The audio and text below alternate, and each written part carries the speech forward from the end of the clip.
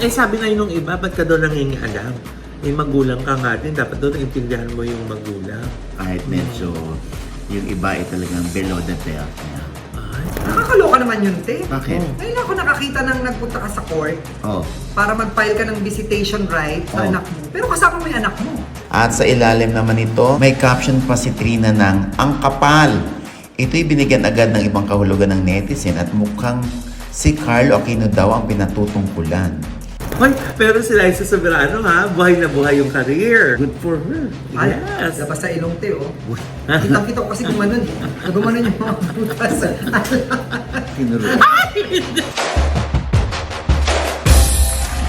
Hello mga kaabik, ito po ang inyong mga lingkod. Ito po si Mama Lon. At ito naman po si Papa Osin Odi Diaz. Ano pa nga ba ang lagi inyong inihirit sa amin?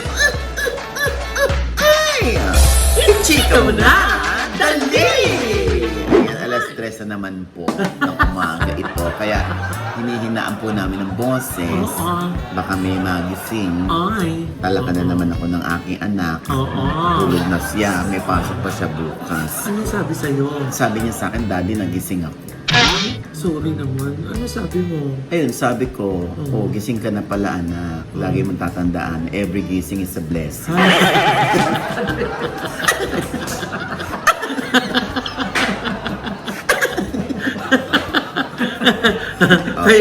Kaya yung mga iba dyan na nanonood, tapos kakatawa, nakakagising kayo, yun ang lagi nyo dapat punchline.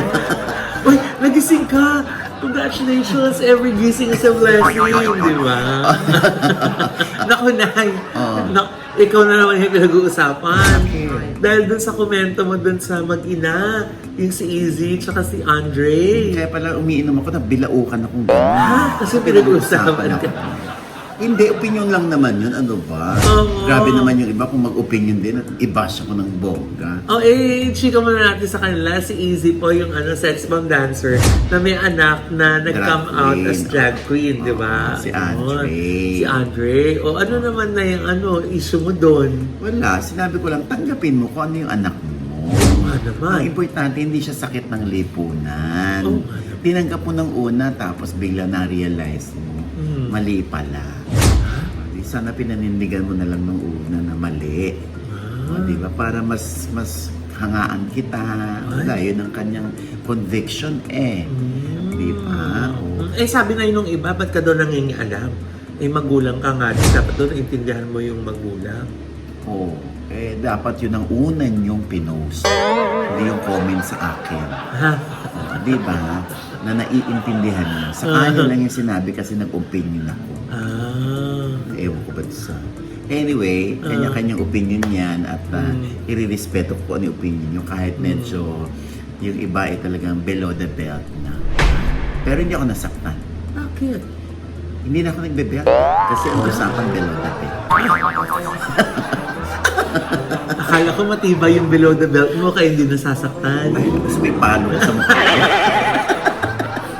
At ganitong alas 3 na, Loy. Ay, nako.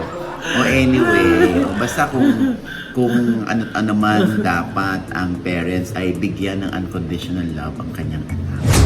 Ngayon kung nalilihis ng landas kasi masamang tao, nangaapak ng kapwa, nang-aapi, ganon, ayun, Diyos ko, kasama mo ko dyan, easy.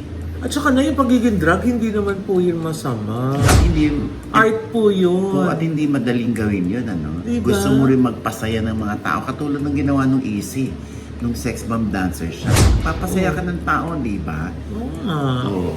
Pero ang alam ko, te ha, kaya nagalit yan si Izzy kay Andre. Ay, bakit? Kasi hinahanap niya rin yung tanga niya. Tapos? Nagulat siya. Suot pala ni Andre. Kaya kaya kinagalit niya. Ayun, Diyos ko naman. Dapat may pamaalam. Dapat, sabihan si Andre, paano? Diyos ko. Anyway, alam mo, no, at the end of the day, mag-ina kayo. Sana magkasundo kayo. Ka na naman, te. Bakit? Kaayos na naman. Nilalatag mo ng maganda yung kwento, tapos magkaayos sa dulo. Sana magkaaway-away kayo. Para Ika, maiba. Para maiba.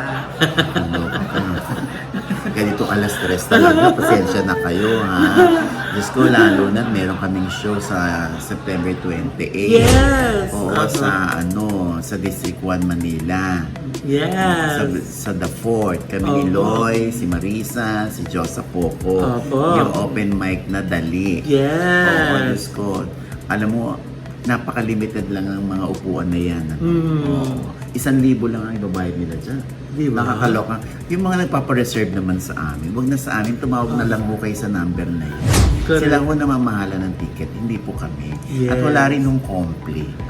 Wala pa kami hawak na ticket. Wala hong compli. Oo, ha? Pero kung gusto nyo makipaguntahan sa amin, makipagchikahan ng live, ayan, magkita-kita po tayo dyan na September Oo. 28. Correct. At syempre, 8 p.m. Nakakatuwa pati yung mga close friends natin ay nagbilihan na, di ba? Naku, lalo yung mga kaaway ko, nagbili. Talaga ba? Binibitawan ng idea na pupunta yung kaaway mo. Kasi gusto nila ako makabati doon. Yes, oo Diba? nga naman. Ay, Nay, teka, sandali lang. Bakit? Speaking of, magkabate. Bakit? Akala ko ba sabi mo nun, i-invite ni Trina Candasa itong si Carlo Aquino Oh. doon sa birthday ng anak. Oh. Bakit namataan daw, apparently, Oh. itong si Carlo Aquino doon sa Quezon City Regional Trial Court. Oh. Nakasama si Mithi. Oh. And apparently, tungkol daw ito dun sa kasong isinampa ni Carlo Aquino tungkol dun sa visitation rights niya for Mithi laban kay Trina Candasa. Nakakaloka naman yun, te. Bakit? Oh. Ngayon ako nakakita nang nagpunta ka sa court Oh. para mag-file ka ng visitation right sa Oh. anak mo. Pero kasama mo yung anak mo. Oo nga, no? Diba? Hindi kaya inurong na? Di natin alam, Pero alam mo, sa totoo lang, Loy, kausap ko si Trina. Oo. Actually, yung third birthday mismo ni Mickey, di ba, nandun ako. Oo. Inimbita niya si Carlo. At syempre, tatay yun, di ba? Pati pamilya. Actually, ang daming bakanting mesa doon. Para daw yun sa kanila. Pati yung bulaklak na dapat ay ibibigay nila kay Carlo para ibigay ni Carlo kay Mickey. Yun na nga, hindi na naisa katuparan. So talaga nakaprepare sila sa pagdating ni Carlo Aquino. Pero sabi, binideo call naman daw. Ako, tatay ako, no? Talaga ba, te? Ako, nanay ako. Diba, tatay din ako. Lagi ko sinasabi na hindi dapat ginugulo ng nanay ang relasyon ng mag-ama. O hindi dapat ginugulo ng ama ang relasyon ng anak sa ina. Kasi relasyon niya ng anak sa ama o anak sa ina. So, kung ako kay Carlo punta ka doon para sa anak mo, hindi para kay Trina. Sana ganun, Kaya lang hindi natin alam kung anong rason ni Carlo, Alam nga namang husgahan natin siya, hindi ba? Ito, yung visitation rights, nasabi na rin yan ni Trina sa interview ko. Sa akin ng Mama Ogs, kapag kukunin si Mithi, gusto ko si Mithi lang sana. Mamili siya kung kanino niya spend yung time niya, sa daughter niya, or sa new girl niya, or sa friends niya. Kasi I think Mithi doesn't deserve na may kahati sa time since minsan na lang naman niya makasama yung daddy niya. So yun ang gusto mo, na Yes. pag kukunin mo si Mithi, kayo lang dapat ni Mithi. Oo, Or yung yung pamilya parents niya. niya, yung mga kapatid niya. Tsaka parang respect na lang din siguro sa akin, Mama Ogs, na wag mo nang ipakilala si Mithi sa mga parang panibagong partner. Kasi ayoko rin i-instill sa utak ng anak ko, sa values niya na okay lang magpapalit-palit ang partner. Kaya para sa akin, kung if ever man dumating yung panahon na may papakasalan na siya, siguro yun, kailangan na namin magkita-kita, hahayaan ko na silang mag-bonding kasi yun na yung yung pangalawang nanay ni Mithi. I'm sure aware ka naman sa interview ni Carlo. At this point, sana lang mayroon ko sila.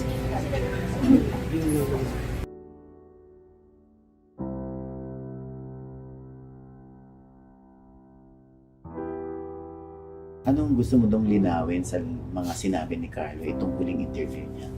Siguro ang gusto ko na lang sabihin is kung gusto niya makipag-usap sa akin privately and i-address yung mga issues namin sa co-parenting, I am open.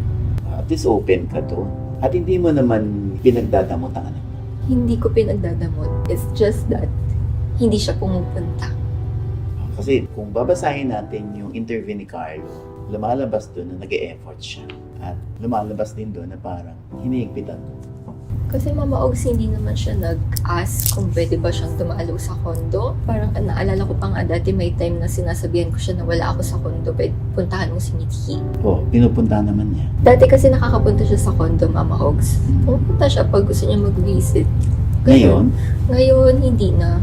Pwede naman siya pumunta sa kondo. Yung grandparents ni Mithi, kung gusto nila pumunta sa kondo, pumunta sila. Pero kausapin nila ako. Kasi ako yung nanay.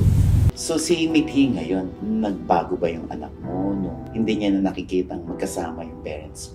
May mga times na nagda-daddy-daddy siya, hinahanap niya. Tapos minsan alam mo yung nakakalabit ng puso pag may nakikita siyang lalaki, tinatawag niyang daddy. Dahil hindi niya nakikita Pero dati. super baby pa siya. Naalala ko na parang nag-check-in kami sa hotel, nagbakasyon lang kami. Tapos may nakita siyang bata, tsaka lalaki. Tinawag niyang daddy.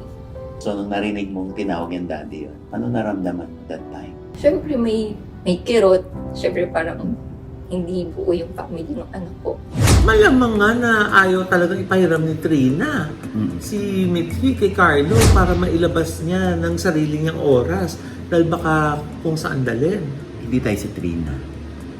Ang sabi naman ni Trina, tungkol sa i-final na visitation rights si Carlos sa RTCQC, sinabi ni Trina sa atin na yung tungkol doon ay ayaw niya munang magsalita at pipiliin niyang manahimik alang-alang daw kay Mithi. Nangangahulugan lang mamaloy na nasa korte na nga ang kaso at bawal sa magkabilang party ang magsalita. Anyway, nanay yun, Loy. Nanay yun eh. So, kailangan intindihin natin. At the end of the day, di ba, dapat matuwa na rin si Carlo na alam niya nasa mabuting kamay ang kanyang anak. Di ba? Na hindi salbahing ina si Trina.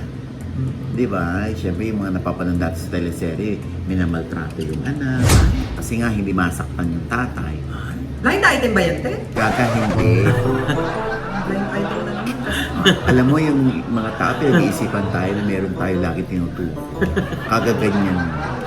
Line item na naman pagkakakwento mo. Hindi, parang teleserye nga. Sabi ko yung mga... Oo, sabi nanay, Ito hindi naman, nakikinig. sa pagkakakilala ko kay Trina, parang siguro kausapin lang yun ng bongga. Mag-usap sila lang, or meron silang arbiter, or meron silang, kumbaga, mediator. Di ba? Hindi kailangan yun i-korte. No? Oo. Dahil karapatan din naman ni Carlo yun. Yung visitation rights, when you say visitation rights, bibisita ka lang. Oo. Pero te, dapat borrowing rights. Itinayal niya. Bakit borrowing rights? Kasi hihiram eh. Eh, kailangan ng borrower's card. Kasi library yan. Okay? Alas 3 na po. Yun yung naisip ko eh. Stress na kasi. Eto na nga mamaloy, may IG story si Trina. Hawak nito ang 400 order slips ng kanyang tindang pabango. Natataranta na nga raw sila kung paano ipapak ang orders. At sa ilalim naman nito, may caption pa si Trina ng, "Ang kapal." Ito'y binigyan agad ng ibang kahulugan ng netizen at mukhang si Carlo Aquino daw ang pinatutungkulan. Pero ang tinutukoy lang naman dito ni Trina ay ang hawak niyang makapal na order slips. Nakakaloka ang mga netizen, ano? Sana at the end of the day, sana magkaayos sila. Yan ka na naman, te. Ang haba-haba ng pagkakwento, tapos magkaayos na naman. Gusto mo magkagulo sila? Tama naman. Magkaayos kayo. Parang antok na sa Jen. Hoy, pero si Liza Soberano ha, buhay na buhay yung career. Good for her. Ay, Yes. labas sa ilong, te. Nakita ko kasi gumanon. Gumanon yung mga bukas. Ako eh. Sincere po ako doon. Gago Kaya- ko si Chex. Labas na naman sa ilong. Ba't nga ganun na gumagano yun? Gaga yung nose line kasi. Mali na naman yung... Alas 3 na po. O, tapos, Yun nga, Nay. Meron siyang bagong project under the production ng JJ Global Group nung isang production company sa South Korea. Ang title na yun ng project is Liza in Korea. Yan. So this is a 10-part series kung saan, Nay, parang ipapakita ni Liza yung kultura ng ng mga Koreano. Yung pagkain, sayaw, fashion, yung mga places, ganon. So, 10-part series yan. Oo. Di bongga.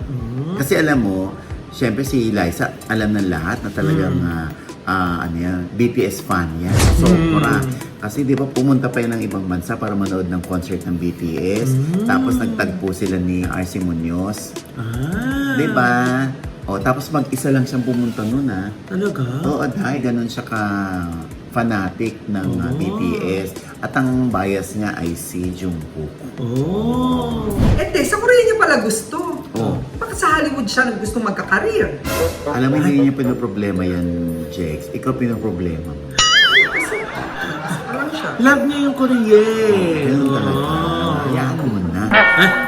Papaaway ka na naman. Ha? Huwag na. Okay na. Alas 3. So, sa mga fans mo ni Liza, ayan, napapanood niyo po yung Liza in Korea sa PHH TV YouTube channel. Yan. Congratulations. Te. Yes. Tama bang career move yan para kay Liza? Alam mo, sa mga panahon ngayon, importante happiness. Kung happy si Liza doing it, bigay natin sa kanya yun. Tsaka international project pa rin yun, Nay, di ba? Oo. Tsaka kahit sa YouTube yan. Gusto ko, ang laki na rin ang following ng YouTube. Bigay na natin sa kanila yan, ha? Tsaka hindi ikaw ang manager, ha? Na-stress na, Jeff. Ano yun? Para kasing nagsalita yung ilong na lang. Alas 3. Ba't ako? Ayun, kita mo yung kilay mo rin, gumagalaw tuloy. Kaka-microblade pa lang. Meron na ba? Diyos ko. Ewan ko ba? Kamukha pa na ba si Jungkook? Meron na ba? May microblade ba yan? Oo. Parang puro blade lang. Bakit? Ba talaga si Jungkook? Parang mangkok kasi.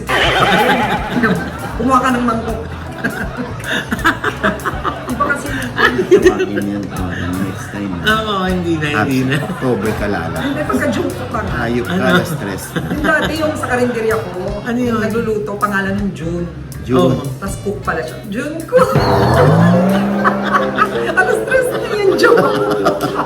Ay, nako. And speaking of Jungkook, diba? Diyos ko, na-viral yung pag-yosi ni Jungkook. Oo nga. At kilig na kilig pa ang mga fans. Sabi nila parang malaya siya sa Amerika, no? Oo, Diyos ko. Tapos, bakit daw si Jungkook? Nag-yosi, kilig na kilig. Tapos yung kay Catherine Bernardo, nung nag-vape lang, parang ang big deal masyado. Oo nga. Nagkaroon pa nga ng meme. Inaalok ulit ni Dali De Leon. Gusto mo? Sabi niya, nag-alok ng vape. Sabi ni Catherine, ayan na naman mababayro na naman tayo. O nga na no? Bakit kay Catherine parang marami halos puro negative. Tapos kay Jungkook, marami okay lang. Kasi nga bias nila si Jungkook. Bias yung iba, no? Ay, nako. Anyway, Diyos ko. Ganyan talaga yung fan mentality. Iba din kasi ang dating ng BTS. Oo nga. Dito naman, talagang dito hinahangaan ng mga Pilipino. Pero yung BTS kasi kung saan-saan bansa napupunta. Anyway, and with that, mga kaibigan, ito po ang inyong mga lingkod. Ito nga si Mama Loy, sa lahat ng aming mga manonood na hindi pa po namin subscribers. Sana po mag-subscribe na kayo kasi madali lang. I-click nyo lang po yung subscribe button na nandyan sa ibaba. At kung naibigay nyo po ang aming episode at meron kayong komento sa lahat ng aming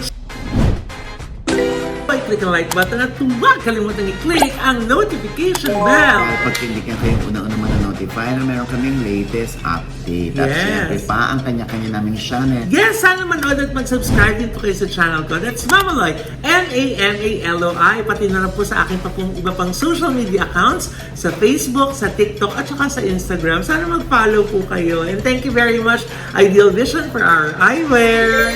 Yes, Jen. At syempre tayo sa Tita Jen's channel. Manood po kayo. May bago po akong vlog dyan. Pero lumang sure. Para Yes. masaya kayo. Yan. At gusto ko lang Sumasampalay. pasalamatan. Ang Renee Beauty Lounge, and Just Relax Massage. And Just Relax Massage and Spa. At ang Ideal Vision. Yes. Ayan. At syempre, maraming salamat sa Ideal Vision sa Headway Vera Salon. Ayan, Premier Drip at Celeb Skin. At Yes. syempre pa ang aking panayam kay Miss Ami Perez. Wow. Oo, umiyak si Ami Perez. Ay, Oo, bakit? kasi may naalala siya. Eto, aminin natin na si Adi ay ang bunga ninyo ni Brix Ferraris. May mga naging decision ako na hindi niya gusto or nakita niya na nasaktan ako. Hindi ko matanggap na parang, ha? Ba't siya aalis? Ba't siya magsusolo? May kulang ba sa akin? May mali ba?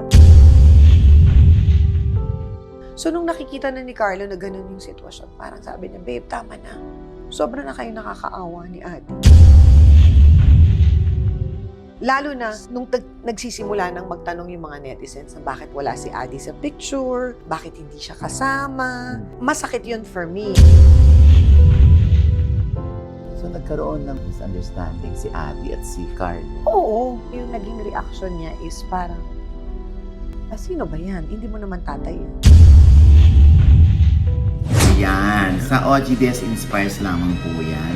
Ang gaganda ng mga sinabi ni Maring Ami. Yes. Talagang makaka-relate ang mga ina. Ha? At syempre pa, ang OGDS Inspires ay nasa I1 TFC na rin. Yes. At syempre, ang Di Ohana Boracay Beach Resort. Kung Yes. gusto nyo mag-Boracay, ayan. Punta lang kayo sa ohana.com. Yeah. At congratulations sa Highland Valley. Yes! Ayan po, oh. Ayan. Congratulations, Tita Gen! Ayan. Yung water parks nila ay open na po. Opo. Napakaganda. Diyos ko, one of a kind. Yan lamang po yan sa Pantabangan, Nueva Ecija. Yes. Yung Indonesia Fields, andyan po. Yes! Ayan, ha? At abangan niyo po yung opening niyan ng water park. Di ba, Nay? Nandyan tayo, bisita tayo dyan. Di ba? Oo. And nandyan po yan sa vlog ko. Abangan niyo po. Abangan niyo rin po yung vlog ko dyan tungkol sa Highland Valley. Ano yun? Dalawa na po ni Loy? Nag-vlog din siya? Oo, opening niyo sa kanya, di ba? Oo. Closing ako. Oh, ano ba? Last stress na talaga. At least di ba? Opening, magkaiba naman yun. Diyos ko. Nakakaloka. Kakabukas lang, sinara mo na. Diyos ko. At syempre, ito pa rin po yung lingkod. Papa Osin Oji Diaz, alas stress na po. Na lagi nagsasabi at nagpapaalala sa inyo na sa tuwing gigising po tayo tuwing umaga, huwag po tayong makakalimot na magpasalamat sa Panginoon dahil tayo kanyang ginising. Ibig sabihin, may mission pa rin po tayo sa buhay. Sabay sabing, Every gising is a blessing! At ano pa nga ba ang lagi niyong inihilig sa amin? Ichika mo na! Dali! Bago tayo magtapos, si Waki Kiray Yes. at si Negi Wow! ay nasa Canada ngayon. Oh! Ang dami nilang shows dyan sa Canada. At syempre sa September 22, nasa Toronto sila. Nasa Red Deer naman sila ng September 29 at sa September 30 sa Lethbridge. Wow! Congratulations! Yes. Ayan, at sana makarating kami dyan ng alas 3. Ay! Agad-agad. Ay! Agad-agad daw.